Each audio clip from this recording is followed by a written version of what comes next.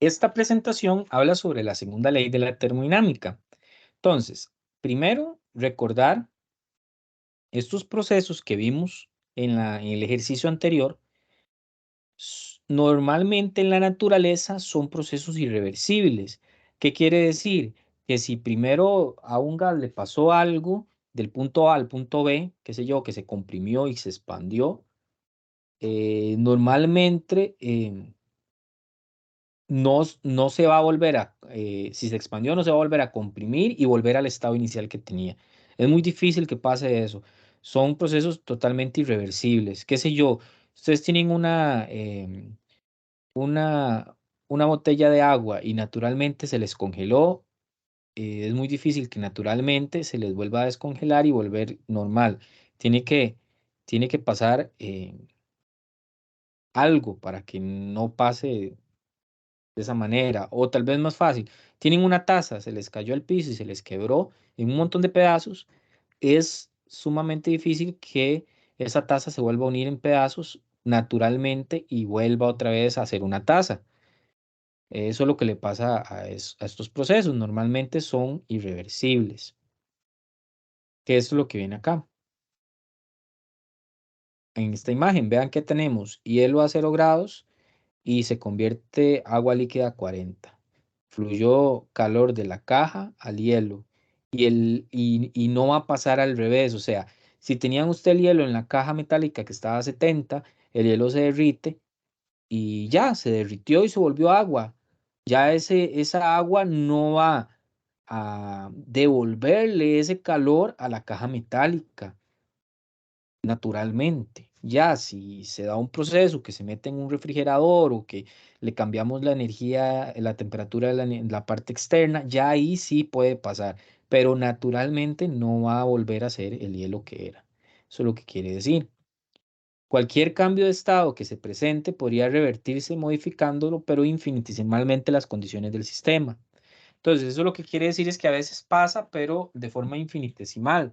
Si yo tengo hielo a 0 grados centígrados y le aumento 0,1 grados, puede que una cantidad de agua se vuelva hielo y luego agua, irreversiblemente, se vuelva reversible. Entonces, para poder hacer un proceso termodinámico reversible, hay que analizarlo desde cambios infinitesimales. Por eso es que usan mucho las integrales y usan los diferenciales en estos ejercicios. Llega un concepto que son las máquinas térmicas. ¿Qué es una máquina térmica? Es un dispositivo que transforma el calor en trabajo o energía mecánica. Eso es una máquina térmica. Entonces, en una máquina térmica vamos a tener un montón de procesos termodinámicos, como los del ejercicio que hicimos anteriormente. Y la sustancia que va a andar ahí provocando esos cambios en los procesos termodinámicos le llamamos sustancia de trabajo. Les pongo un ejemplo. Si tengo un motor de un carro, el carro es una máquina térmica, el motor del carro es una máquina térmica. ¿Cuál es la sustancia de trabajo? La gasolina, porque la gasolina es la que va a estar generando combustión para expandir los pistones y luego se va a escapar como humo para que el pistón se vuelva a comprimir y así sucesivamente. Cuando tenemos una máquina térmica, va a haber una parte caliente y una parte fría. Entonces, esa parte caliente es la fuente de calor.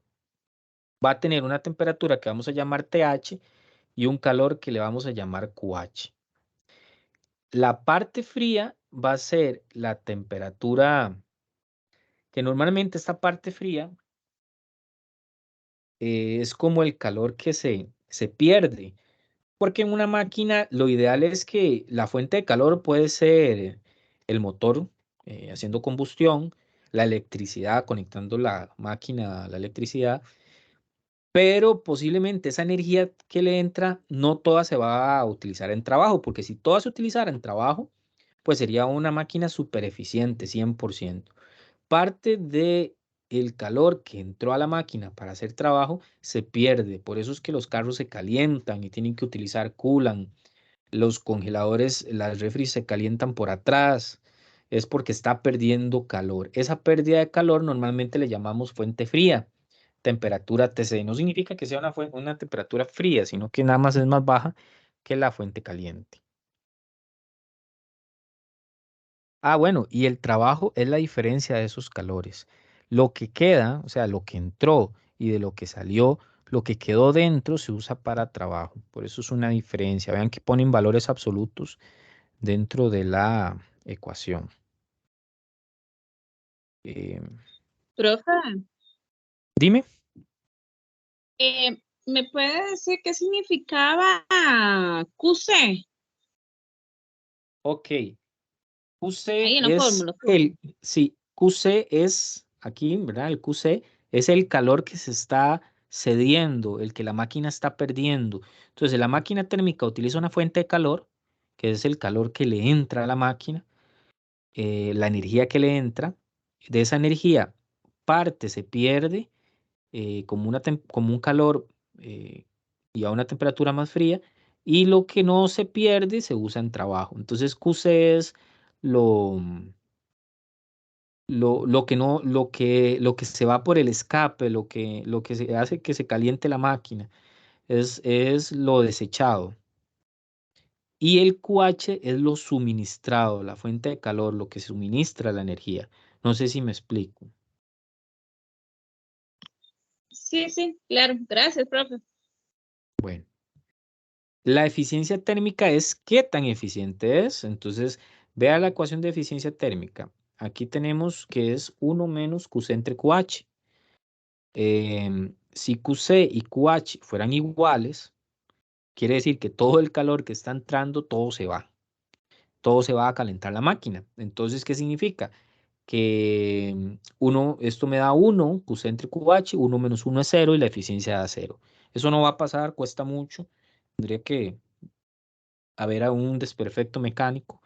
Normalmente QC y QH son distintos y QH tiende a ser más alto que QC porque no todo el calor se va. Hay uno que se usa en energía para, bueno, para hacer trabajo.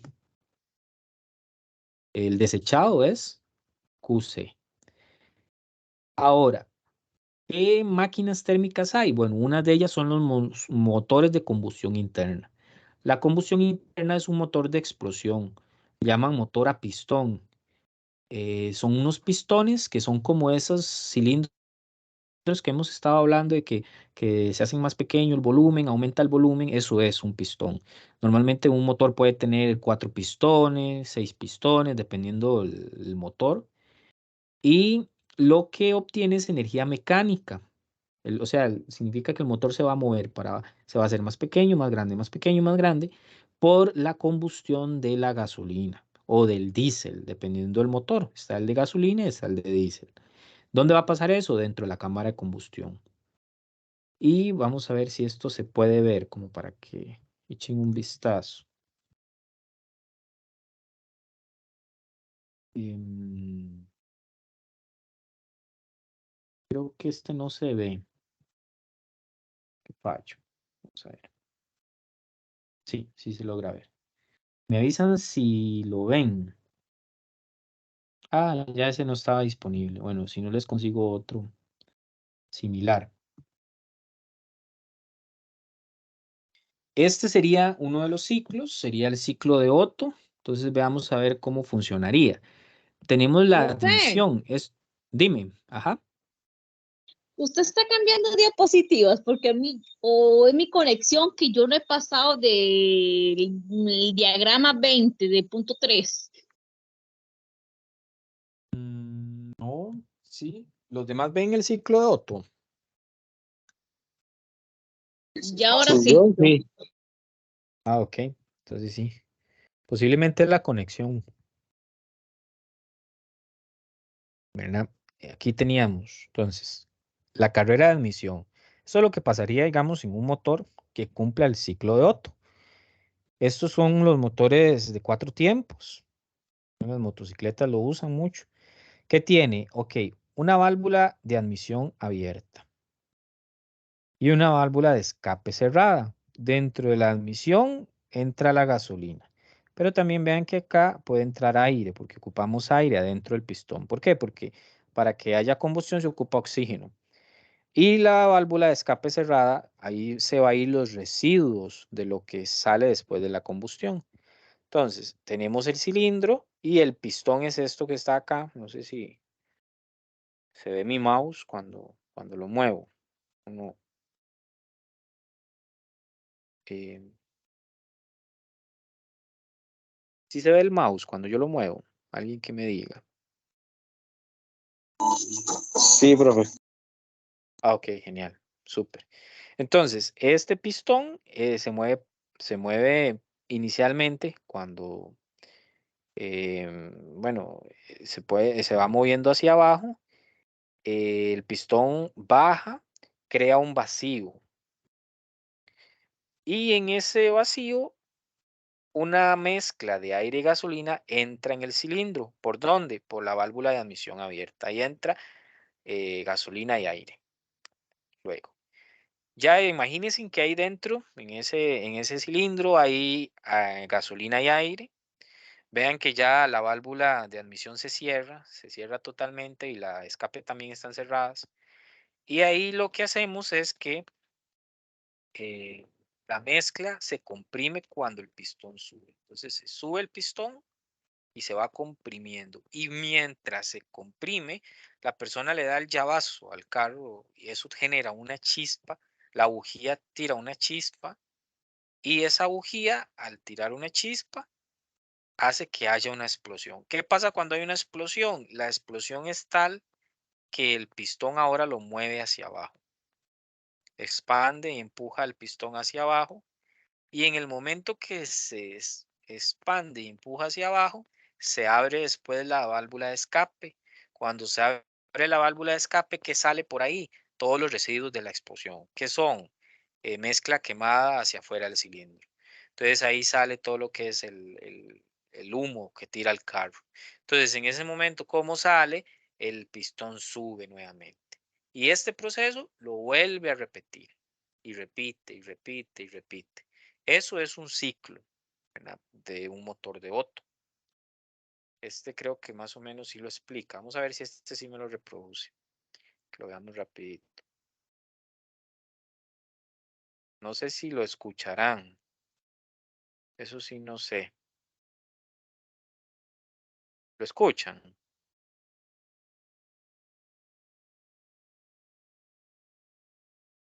Yo no. ¿Ustedes? No se escucha. Bueno, no importa. Pero sí se ve. Para ponerles la parte que me Sí. interesa. Ok, vean acá. Aquí está más o menos la representación de cómo es. Para adelantarlo un poquito. Vean. Aquí entra. Vean. Al entrar el aire y todo esto, el pistón se va hacia abajo y luego eso que tienen ahí, que sería la válvula de admisión, cierra, ya está contenido, se comprime, se genera la chispa acá en la bujía. A veces cuando están malos los carros, el aceite se sale y se sale por la bujía se moja. Em, Tira la chispa, vamos a ver si la tira pronto. Y cuando la tira, ¿vea lo que pasó? Una explosión, ¡pa! Y tira el pistón para abajo. Esa explosión, cuando se abre el escape por acá, sale y el pistón se mueve hacia arriba. Y otra vez se necesita otra vez echar gasolina, el pistón se mueve hacia abajo, luego se mueve hacia arriba, se comprime y se repite. Véanlo ahí, repitiéndose. Eso es así funciona un pistón. Eso es un de 4 tiempos. Esos son los 4 momentos. Vamos a ver. ¿Se entendió el proceso del ciclo de Otto? Alguien que me diga.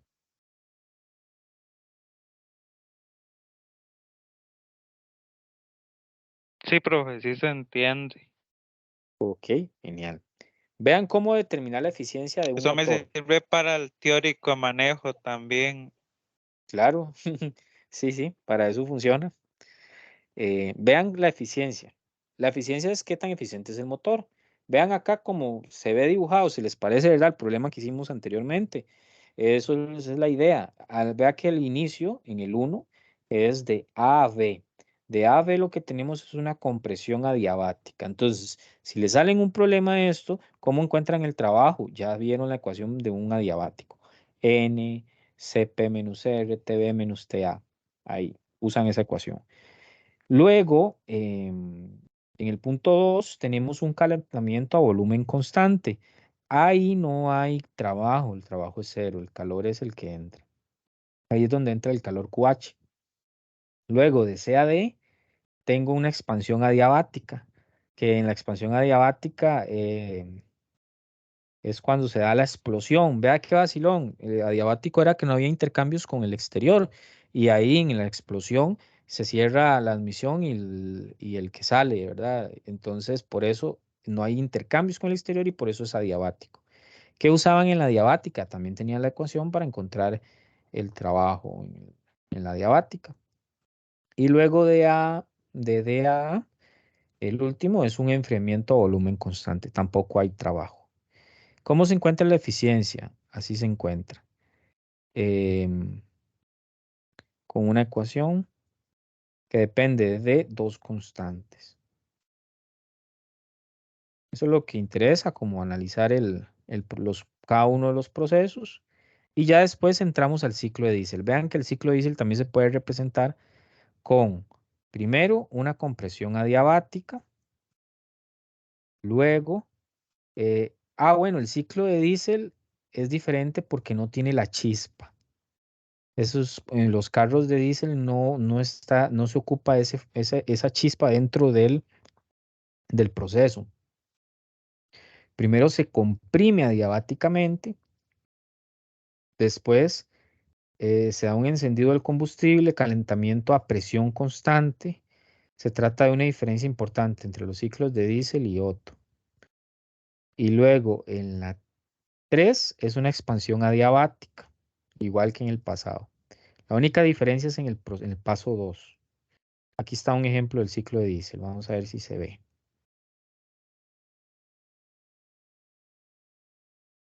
Aquí estaría. Vamos a ver.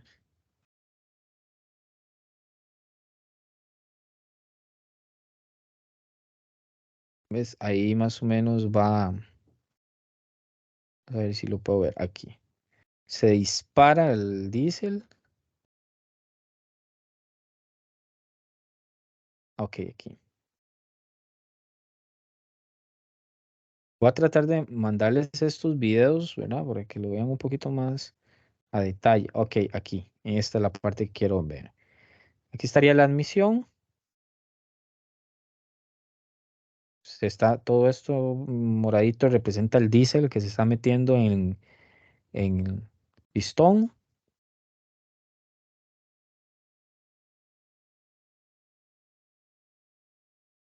Después se comprime ese diésel que se incluyó. Hasta ahí vamos muy parecidos al ciclo de Otto. Pero llega a un punto, que le llaman el punto muerto, ahí, donde se inyecta otra vez a alta presión. Ahí se empieza a inyectar diésel a alta presión y esa inyección más la presión que se estaba ejerciendo genera una combustión. Y esa combustión ahora es lo que me lleva el, el, el volumen a aumentar hacia abajo. Luego, ya después de la explosión, pasa lo mismo que en el ciclo de Otto, donde se abre para que el humo salga. Entonces, ¿cuál es la diferencia? Que en el ciclo de Otto, cuando se comprime, se entra una entrada de calor por medio del fuego, de la chispa, y en este no, en este en vez de entrar el calor por medio de fuego, es inyectar más gasolina. Aquí ya está el escape. Me dicen si se entiende la diferencia de los dos.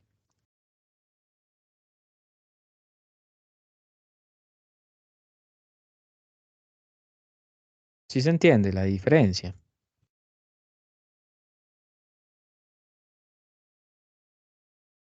Sí, profe, sí se entiende. Ok, genial.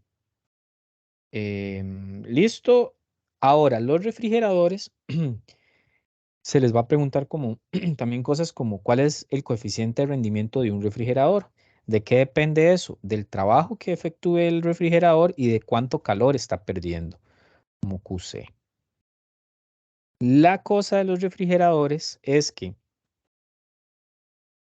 ellos hacen un proceso inverso a lo que se hace naturalmente en las leyes de la termodinámica. O sea, s- pasan el calor, le sacan el calor a las cosas que están frías. En vez de ser normal como en la termodinámica, que el calor fluye de lo más caliente a lo más frío, aquí vea que hay un movimiento de QC a QH. Entonces, el exterior, el QH es donde está más caliente, la parte de atrás del refrigerador. Adentro del refrigerador está más frío. Y la diferencia es que el refrigerador no hace trabajo, sino se le está haciendo trabajo a la máquina. ¿Ves? El trabajo está entrando. Entonces, toma calor de un lugar caliente y lo cede a un lugar más frío. Un refrigerador hace lo contrario. Entonces, la máquina térmica que hacía, toma calor de un lugar caliente, hay una explosión y luego lo saca hacia afuera más frío. En el refrigerador, se toma calor de un lugar frío, del alimento que está dentro del refrigerador, y lo cede a un lugar más caliente, que es la parte de atrás del refrigerador, por decir así. Entonces, opera diferente en reversa a una máquina térmica. ¿Qué es la diferencia? Que aquí hay que hacer trabajo, un trabajo externo. Por eso tienen ellos un motorcito que les está haciendo trabajo para que ellos hagan eso. Ahí más o menos son las partes. Hay una parte que la sustancia acá, la sustancia en las anteriores era diésel, en el ciclo del diésel y en el ciclo de Otto la gasolina. Aquí es gas. Gas que se está enfriando, pasa por un evaporador y luego se le baja la presión a ese gas, pasa por un compresor, se le aumenta la presión y el gas queda caliente. Pasa por un condensador y luego se enfría. Es un proceso donde un gas se está calentando y enfriando. Vean aquel dibujo de la refri, por eso vemos que la parte de atrás es la parte caliente. Por eso la gente antes también ponía aquí la ropa para secar. Y en la parte interna es donde está el gas frío. Entonces, cuando pasa por dentro, enfría las cosas. Em, Ahora podemos hablar un poquito tal vez de la segunda ley de la termodinámica. Em, lo que dice la segunda ley de la termodinámica es que es imposible que que el sistema efectúe un proceso en el que absorba calor de una fuente y lo convierta totalmente en trabajo. Creo que eso ya más o menos lo hablamos. Significa que no existe una máquina que sea 100% eficiente. Siempre va a haber un calor usado, un trabajo de ese calor y un calor cedido. Y eso se le llama el planteamiento de Clausius. Es importante que un proceso tenga como un único resultado la transferencia de calor de un cuerpo más frío a uno más caliente. Aquí están las imágenes, esto es imposible. Vea que no se puede, siempre tiene que haber una pérdida de calor. Y en el caso del refrigerador, no podemos que el trabajo saque todo el calor, todo lo frío. Siempre va a haber una parte fría y una parte caliente. Aquí dice, si fuera posible que una máquina 100% eficiente junto con un refrigerador doméstico podría usarse para crear un refrigerador que funcionara sin trabajo, transfiriendo el calor QC de la fuente fría a la caliente sin importar trabajo. Eso no es posible. Siempre necesitamos aplicar trabajo para hacer un proceso inverso. Y en el caso de la máquina térmica, es imposible que haya una máquina que todo el calor se use para hacer trabajo. O por el momento, ¿verdad? Eso es lo que dice la segunda ley de la termodinámica. Hay un ciclo que se llama el ciclo de Carnot. Es como un ciclo hipotético, ideal. En este se van a dar 4 procesos. Es como un ciclo ideal. El gas primero se expande isotérmicamente, luego se va a expandir adiabáticamente, luego se comprime isotérmicamente y luego se comprime adiabáticamente. Yo les voy a computar algunos problemas donde se resuelven de todos los ciclos, el ciclo de Carnot, el de Otto y el de Diesel, y un refrigerador para que veamos cómo trabajar.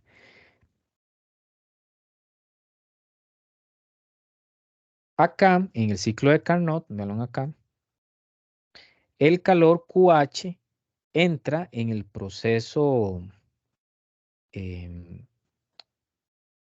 este que es una expansión isotérmica. Ahí entra QH en A de AB. Vean aquí el simbolito donde entra QH. ¿Cómo se calcula? Aquí se los puse, el calor. ¿Y cómo se calcula el calor que sale, el cedido? Aquí se los puse.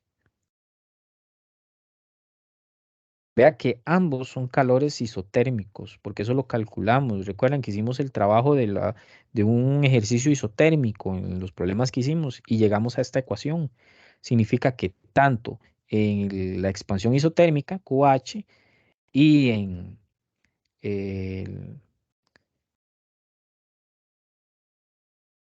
en el proceso QC, ambos son isotérmicos. Aquí vamos a ver. Vean acá viene por dibujitos. En la parte 1, primero una expansión isotérmica. Luego se expande adiabáticamente. Luego hay una compresión isotérmica y en el último una compresión adiabática. Entonces sabemos que para 1 y 3 los calores que están en juego son estos, que les puse ahí en la ecuación. Para 4 y 2 los calores son 0. Entonces ya ustedes saben eso. Lo único que tendrían que calcular eso es el trabajo para la parte 1, pero saben que QH y trabajo son iguales, QC y el trabajo en la parte C son iguales. Ve, aquí está en la ecuación. Entonces, para 1 y para 3 ya saben cómo calcular calor y trabajo. Ya les quedaría cómo encontrar el trabajo en la compresión adiabática y en la expansión adiabática, que esas son las ecuaciones de adiabáticas para calor. ¿Se acuerdan? NR y lo demás. Esta sería la eficiencia. Aquí todo esto es el proceso para llegar a esta ecuación. La eficiencia de una máquina de Carnot. Entonces, ¿qué necesitan? Si les preguntan la eficiencia de una máquina de Carnot, saber cuál es la temperatura en el depósito caliente en el que está dando energía y cuál es la temperatura en el depósito frío donde se está cediendo. Y eso es suficiente para encontrar la eficiencia.